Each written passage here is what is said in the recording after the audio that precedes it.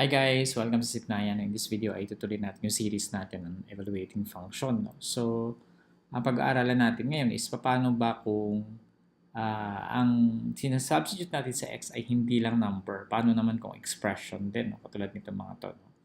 So, saan to gagamitin? Pag kayo ay nag-composition of function, makagamit nyo to. No? Itong pag-aaralan natin ngayon. So, just a brief review, paano pag number, paano pag f of 6. No? So, f of 6, ang ginagawa lang natin is lahat ng x, isa-substitute natin yung 6 sa lahat ng x. So, magiging 2 times 6 squared plus 5 times x minus 9. Sorry, 5 times 6. 5 times 6 minus 9. So, magiging 2 times 36, no? Plus 30 minus 9. This is 72 plus 30 minus 9. This is 102 minus 9. Yan to, 93, no? So f of 6 is equal to 93. So paano naman pag f of 3x, no? Paano natin yun gagawin? F of 3x. So, f of 3x,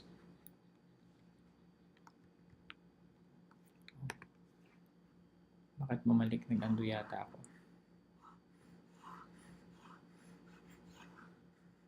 Okay, so f of 3x, so lahat ng x dito, papalitan na rin natin ng 3x. So, magiging 2 times yung x, papalitan natin ng 3x. And then we have squared. Then plus 5 times 3x minus 9. So, this is equal to 2 times, what is 3x squared? Diba? 3 squared, 9. And then x squared plus 5 times 3x is 15x minus 9. So this is 18x squared plus 15x minus 9. Okay? So paano naman tong f of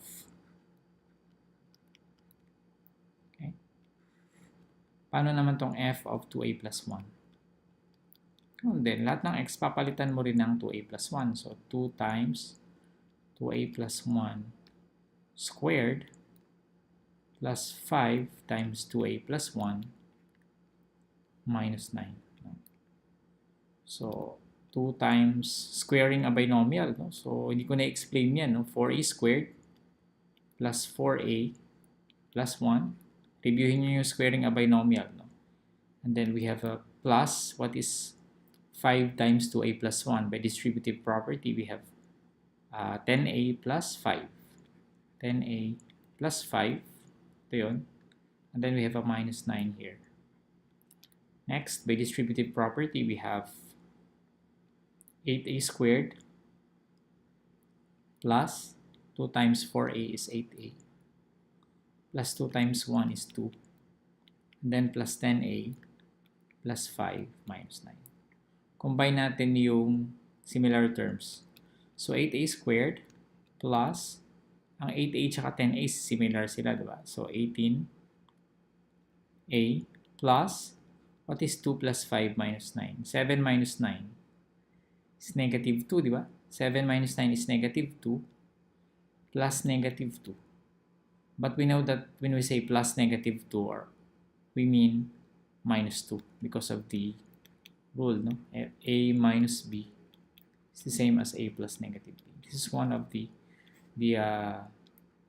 properties of real numbers, no? Pag definition niya ng subtraction. So this is minus 2. Okay, so this is f of 2a plus 1. F of x over 2, no? So, sulat muna natin yung ating function na original. F of x equals 2x squared plus 5x minus 9. What is f of x over 2? So, ganun din. Papalitan lang natin yung